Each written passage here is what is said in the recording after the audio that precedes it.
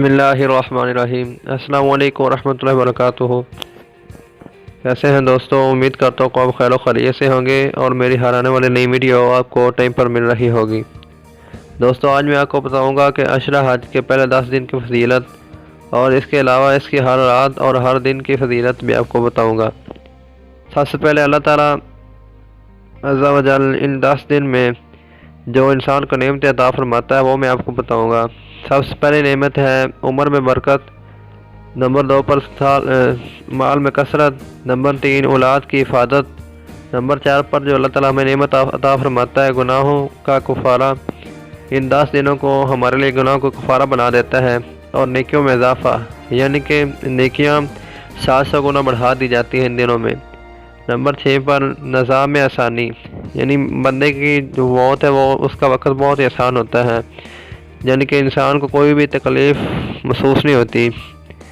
Number 7 پر قبر میں اجالا، number 8 پر میزان کا بھاری ہونا، یعنی کہ نیکیوں کو پلڑا بھاری ہونا، نمبر 9 پر جہنم سے آزادی اور آخر میں درجات پر بلندی، یعنی کہ ہمارے جنتی ہونے کا تو جہاں سے ثبوت مل گیا اور درجات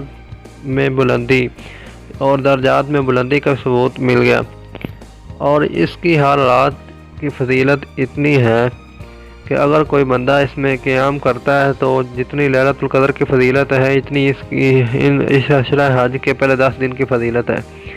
اور ان دنوں میں روزہ رکھنا سارے سال کے روزوں سے بڑھ کر ہے۔ ایک طرف سارے سال کے روزے ہوں اور دوسری طرف اس عشرہ کے ایک دن کا روزہ ہو، وہ سارے سال کے روزوں سے بڑھ کر ہے۔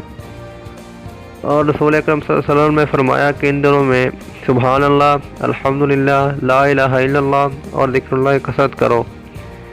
آئیں ہم سب مل کر ذکر اللہ کی کثرت کریں اور اللہ تبارک تعالیٰ سے دعا کریں کہ اللہ تبارک تعالیٰ ہمیں بھی حج بیت اللہ اور مدینہ المنورہ کی زیارت نصیب فرمائے۔